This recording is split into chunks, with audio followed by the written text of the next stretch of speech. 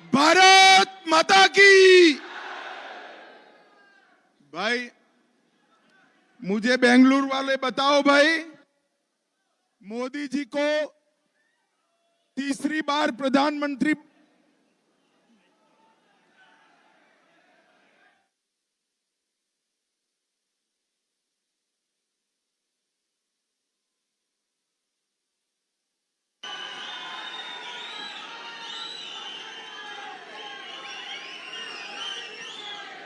मुझे बताओ, मोदी जी को तीसरी बार प्रधानमंत्री बनाना है या नहीं बनाना है? 400 पार करना है या नहीं करना है?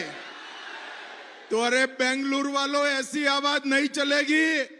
मेरे साथ दोनों हाथ उठाइए, उठाइए दोनों हाथ, विजय के विश्वास की मुट्ठी भींचिए और प्रचंड आवाज से बोलिए, भारत माता की, भारत माता की, जय श्री राम, जय जय श्री राम। मंच पर उपस्थित भाई मीडिया वाले बैठ जाओ जरा, पीछे कार्यकर्ता दिखाई पड़े। सारे लोग माइक सेट कर बैठ जाओ प्लीज। मैं यहीं खड़ा रहने वाला हूं, जरा भी आगे पीछे नहीं हूंगा। बैठ जाइए प्लीज, चलो बैठ जाओ भाई, मैं थोड़ा जिद्दी टाइप का आदमी हूं, बैठ जाओ। मंच पर उपस्थित भारतीय जनता पार्टी के पार्लियामेंट्री बोर्ड के मेंबर और वरिष्ठ नेता श्रीमान येदुरप्पा जी, भारतीय जनता पार्टी के अध्यक्ष विजेंद्र येदुरप्पा जी, हमारे विपक्ष के नेता श्रीमान अशोक जी, मोदी जी के मंत्रिमंडल में मेरे साथी भाई प्रहलाद जोशी जी, और आज यहां पर मेरे साथ उपस्थित डॉक्टर CN मंजुनाथ। जोर से ताली बजाओ, डॉक्टर खड़े हो जाओ। डॉक्टर K सुधाकर, हमारे युवा नेता तेजस्वी सूर्या, बार बार जीतने वाले PC मोहन, और भारतीय जनता पार्टी की वरिष्ठ नेत्री बहन शोभा करंदलाजे जी। ये सभी को जिताने के लिए प्रचंड पुरुषार्थ करना है ना? अरे जोर से बोलो, करना है ना? तो इसके लिए आए हुए मेरी भारतीय जनता पार्टी के मालिक, ऐसे मेरे सभी शक्ति केंद्र के भाइयों और बहनों, आप सभी को मेरा नमस्कार, आप सभी को प्रणाम। सबसे पहले मैं थोड़ा लेट हो गया हूं, सुबह से पार्टी की मीटिंगें चल रही थी, आप लोगों को काफी समय तक प्रतीक्षा करनी पड़ी है, इसलिए मैं आप सबसे क्षमा मांगकर मेरी बात की शुरुआत करता हूं। भाइयों और बहनों, हम सब यहां पर आने वाले लोकसभा चुनाव की तैयारी के लिए बैठे हैं। आने वाले लोकसभा चुनाव में एक और भारतीय जनता पार्टी और NDA है, जो हमारे प्रधानमंत्री नरेंद्र मोदी जी की ओर से है, और मोदी जी के नेतृत्व में हम चुनाव के मैदान में हैं। और दूसरी ओर परिवारवादी और भ्रष्टाचारियों का गठबंधन, ये इंडी अलायंस है। पूरे देश भर में मैं लगभग 60% राज्यों में दौरा कर चुका।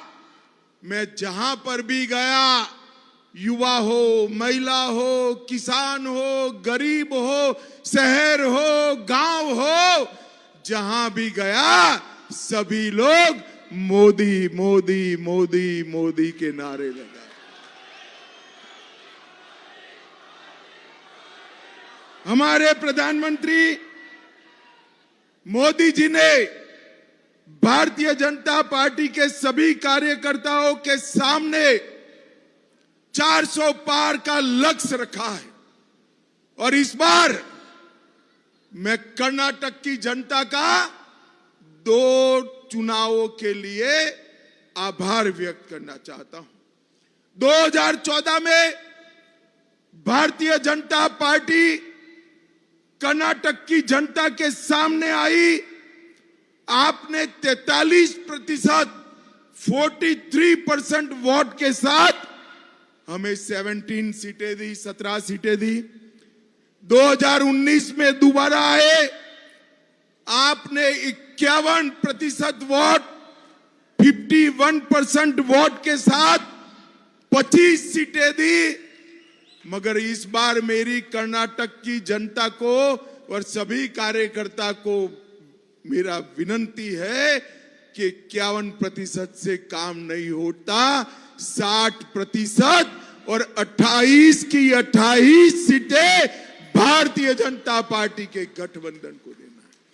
और मैं बड़े विश्वास के साथ कार्यकर्ता को बताने आया हूं, मोदी जी के नेतृत्व में भारतीय जनता पार्टी और जेडीएस का गठबंधन सभी 28 की 28 सीटें जीतकर कांग्रेस का अकाउंट नहीं खोलने देंगे। मुझे बताओ भाई, आप लोग सभी 28 की 28 सीटों के लिए तैयार हो क्या? अरे ऐसे नहीं बोलते, जोर से बोलो, तैयार हो क्या? बेंगलुरु शहर की सभी सीटें प्रचंड बहुमत से भाजपा जीतेगी क्या? यही मोड़ पूरे देश भर के अंदर दिखाई पड़ता है। इनका कारण पसंदगी किसके बीच में? एक और नरेंद्र मोदी जी है, जिन्होंने 23 साल तक मुख्यमंत्री और प्रधानमंत्री के रूप में काम किया। 23 साल तक, और 23 साल में विरोध पक्ष वाले मोदी जी पर 25 पैसे का भ्रष्टाचार का आरोप नहीं लगा पाए। मोदी जी ने 23 साल तक पारदर्शिता के साथ, ट्रांसपेरेंसी के साथ इस देश को एक एग्जाम्पल सेट करने का काम किया है। और दूसरी ओर एक घमंडिया गठबंधन, इंडिया अलायंस, ये भ्रष्टाचारियों का कुनबा। कांग्रेस शासन में 12 लाख करोड़ रुपए का घोटाला भ्रष्टाचार हुआ। 10 साल मनमोहन सोनिया की सरकार में 12 लाख करोड़ का भ्रष्टाचार हुआ। डीके शिव कुमार जी को तो भ्रष्टाचार से परहेज ही नहीं। मगर मैं जानता हूं कर्नाटक की जनता भ्रष्टाचार को पसंद नहीं करती। मैं एक के बाद एक घोटाला बोलता हूं। मुझे बताओ भाई, कोल ब्लॉक का घोटाला किसने किया? जोर से बोलो, किसने किया? कॉमनवेल्थ का घोटाला किसने किया? 2G का घोटाला किसने किया? हिमाचल में सेब की बिक्री में घोटाला किसने किया? INX मीडिया का घोटाला किसने किया? एयरसेल का घोटाला किसने किया? अंतरिक्ष देवास का घोटाला किसने किया? लैंड फॉर जॉब का घोटाला किसने किया? जम्मू कश्मीर क्रिकेट एसोसिएशन का घोटाला किसने किया? एम्ब्रेयर डील में घोटाला किसने किया? हॉक एयरक्राफ्ट का घोटाला किसने किया? अगस्ता वेस्टलैंड हेलीकॉप्टर का घोटाला किसने किया? अब ये 12 लाख करोड़ के घपले, घोटाले, भ्रष्टाचार करने वाली कांग्रेस मोदी जी के साथ स्पर्धा। देश की जनता के सामने स्पष्ट विकल्प है। एक और 23 साल तक 23 साल तक एक पैसे का भ्रष्टाचार करे बगैर शासन करने वाले नरेंद्र मोदी जी और दूसरी ओर 12 लाख करोड़ का घपला घोटाला करने वाली कांग्रेस पार्टी।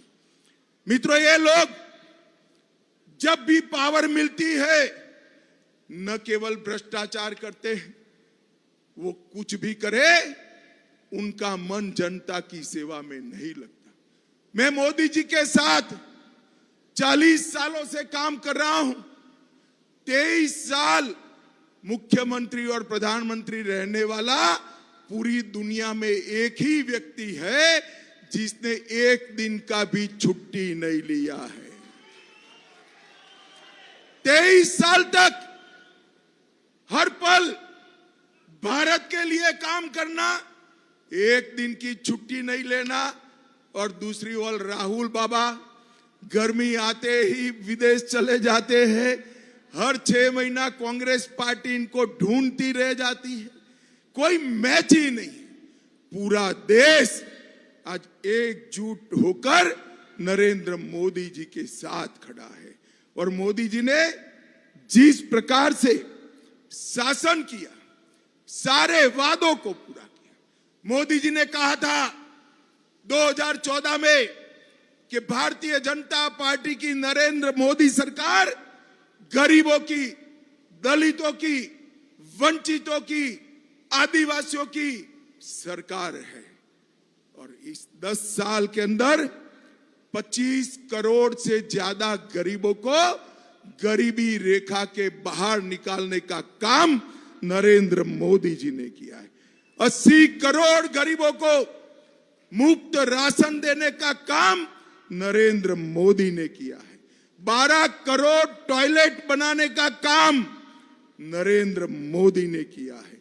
4 करोड़ गरीबों को घर देने का काम नरेंद्र मोदी ने किया है। 10 करोड़ महिलाओं को उज्ज्वला का गैस देने का काम नरेंद्र मोदी ने किया है। और 14 करोड़ से ज्यादा लोगों को नल से जल देने का काम नरेंद्र मोदी ने किया है।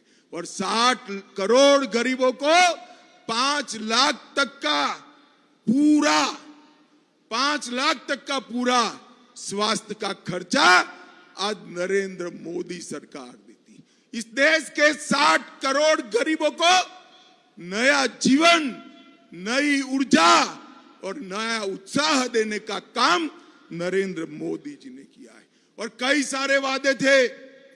कांग्रेस पार्टी हमारा मजाक उड़ाती थी कि 1950 से भारतीय जनता पार्टी का मैनिफेस्टो नहीं बदलता।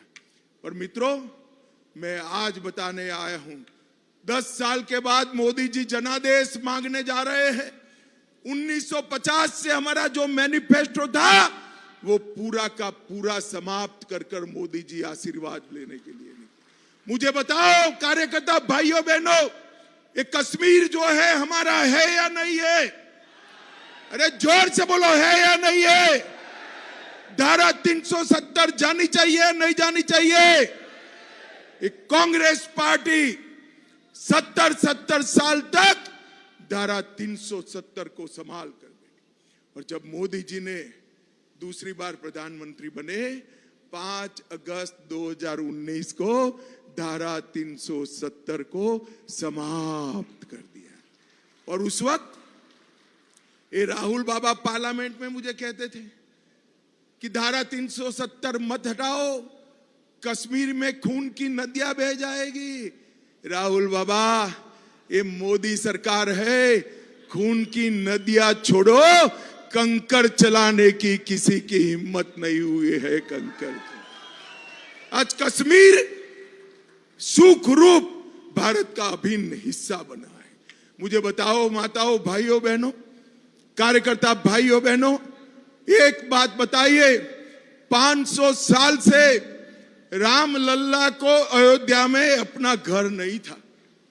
मोदी जी ने 4 करोड़ गरीबों को तो घर दिया ही दिया, साथ में राम लल्ला को भी टेंट से निकालकर मंदिर में बिठा। एक कांग्रेस पार्टी एक कांग्रेस पार्टी 50 साल से राम मंदिर के मुद्दे को अटका रही थी, भटका रही थी, लटका रही थी। मोदी जी ने कोर्ट का जजमेंट भी आ गया, भूमि पूजन भी कर दिया और 22 जनवरी को रामलला की प्राण प्रतिष्ठा भी कर दी। भाइयों और बहनों, इनकी तुष्टीकरण की राजनीति देखिए। रामलला अपने भव्य मंदिर में विराजमान होने वाले थे। 1000 साल में आए ऐसा पल था, सभी को निमंत्रण था। सोनिया जी को था, खरगे जी को था, राहुल बाबा को था, मगर वो नहीं गए क्योंकि उनको डर था कि हमारी वोट बैंक खत्म हो जाएगी। भाइयों और बहनों, डरता रहने दो उनको, हम नहीं डरते थे। डंके की चोट पर आज रामलला गगनचुंबी मंदिर के अंदर बैठे हैं और सभी लोग आनंद व्यक्त कर रहे हैं। मोदी सरकार ने पार्टीशन के वक्त और तब से अब तक जो शरणार्थी हिंदू, बौद्ध, सिख, जैन पाकिस्तान, बांग्लादेश से आए थे, मुझे बताओ भाई, अपना धर्म, अपने परिवार की महिलाओं की आबरू बचाने के लिए, सम्मान बचाने के लिए जो वहां से यहां शरण में आए, वो हिंदू, सिख, जैन, बौद्ध भाइयों को नागरिकता देनी चाहिए या नहीं देनी चाहिए? मोदी जी सीए लाए, इसका विरोध करते थे, मोदी जी ने सीए भी समाप्त कर दिया, नक्सलवाद और टेररिज्म को समाप्त कर दिया। ये 10 साल तक सिद्धरमैया बाबू जवाब देना, 10 साल तक केंद्र में आपकी सरकार थी, सोनिया मनमोहन की सरकार थी, आए दिन बम धमाके होते थे। पाकिस्तान से आलिया, मालिया, जमालिया आकर बम धमाके कर कर भाग जाते थे। मनमोहन सिंह उफ नहीं करते थे, अब उनको आदत पड़ी थी। 14 में आप लोगों ने मोदी जी को प्रधानमंत्री बना दिया। आदत जो पड़ी थी टेररिस्टों को, उरी और पुलवामा में बम धमाका कर दिया, हमला कर दिया। उनको लगा अभी भी कुछ नहीं होगा। वो भूल गए कि अब कांग्रेस की सरकार नहीं है, अब नरेंद्र मोदी की भारतीय जनता पार्टी की सरकार है। 10 ही दिन में पाकिस्तान के घर में घुसकर सर्जिकल स्ट्राइक और एयर स्ट्राइक कर कर आतंकवादियों का खात्मा करने का काम नरेंद्र मोदी जी ने किया है।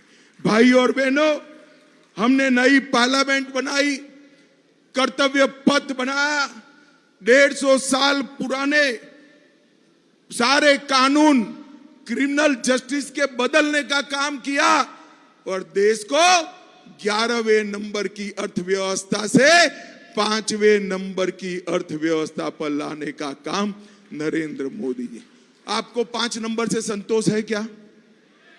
अरे जोर से बोलो संतोष है, और जोर से बोलो संतोष है। तो मोदी जी को 400 पार करा दो, तीसरी बार प्रधानमंत्री बना दो। मोदी का गारंटी है 5वें नंबर से तीसरे नंबर की अर्थव्यवस्था पर देश पहुंच जाए। भाई और बहनों, देश के इंफ्रास्ट्रक्चर को मोदी जी ने आगे बढ़ाने का काम किया। हर हफ्ते 10 साल तक लगातार हर सप्ताह एक यूनिवर्सिटी खोली, हर दिन 10 साल तक लगातार 37 स्टार्टअप शुरू हुए, हर दिन 16,000 करोड़ के यूपीआई ट्रांजैक्शन हुए, हर दिन 14 किलोमीटर रेल बनी, हर दिन 50,000 महिलाओं को एलपीजी के कनेक्शन मिले हैं और हर सेकंड 5 साल तक हर सेकंड गरीब परिवार को नल से जल देने का काम ये भारतीय जनता पार्टी की सरकार ने की। अभी एक सभा करी वहां इंडिया अलायंस ने, सभा का नाम दिया संविधान बचाओ, लोकतंत्र बचाओ। क्यों भाई, क्या हुआ है लोकतंत्र को? लोकतंत्र को कुछ नहीं हुआ है। ये पूरी सभा जो घमंडिया गठबंधन ने करी, ये भ्रष्टाचारियों को बचाने के लिए करी है। आप कान खोलकर सुन लो। हमने 2014 में कहा था, जिन जिनने 12 लाख करोड़ का भ्रष्टाचार करा है वो सभी जेल की सलाखों के पीछे होंगे। हम कहकर जनता को वादा कर कर चुनाव में आए थे। आप मुझे बताओ कार्यकर्ता भाइयों और बहनों, जिन्होंने भ्रष्टाचार करा है उनको जेल में डालना चाहिए या नहीं डालना चाहिए? जोर से बोलो, डालना चाहिए नहीं? अरे राहुल बाबा, हमारा क्या हिसाब मांग रहे हो? आपके एमपी के घर से 350 करोड़ रुपया कैश मिलती है, आपको शर्म आनी चाहिए। ममता दीदी, आपके मंत्री के घर से 51 करोड़ रुपया कैश मिली है, उनको हम जेल में न डाले तो कोई महल में रखे? 51 करोड़ रुपया कहां से आया? 350 करोड़ रुपया कहां से आया? ये बात आपको सोचने वाली है। भाइयों और बहनों, यहां पर जो सरकार बनी है वो सरकार कर्नाटक के हित में, डेवलपमेंट के हित में काम नहीं कर रही। मुख्यमंत्री और उप मुख्यमंत्री हर रोज एक अपनी कुर्सी बचाने में लगा है और दूसरा कुर्सी छीनने में लगा है। किसी को कर्नाटक की जनता का ध्यान नहीं है। कर्नाटक में सूखा है। केंद्र सरकार को प्रस्ताव भेजते भेजते 3 महीना लेट कर दिया और आज सूखे की केंद्र सरकार की सहायता की दरखास्त चुनाव आयोग में पड़ी है। भाई और बहनों, इस पर पॉलिटिक्स करें। मैं उनको पूछने आया हूं, जब आपकी सरकार थी, यूपीए की सरकार थी, 10 साल तक यूपीए की सरकार चली, आपने कर्नाटक के लिए क्या करा? हिसाब देना चाहिए या नहीं देना चाहिए उनको? जोर से बोलो, देना चाहिए या नहीं देना चाहिए?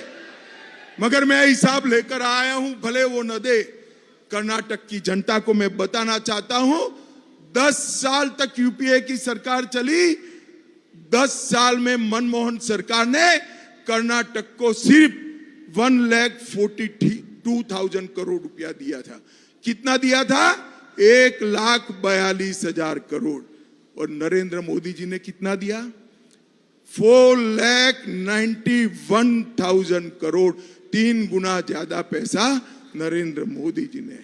25,000 करोड़ के इसके अलावे रोड बनाए, 75,000 करोड़ रुपया रेलवे में डाला और 11,000 करोड़ रुपया एयरवेज में डालने का काम किया। ये बेंगलुरु का सारा विकास अगर किसी ने किया है तो केवल और केवल नरेंद्र मोदी जी ने किया है और किसी ने नहीं किया है।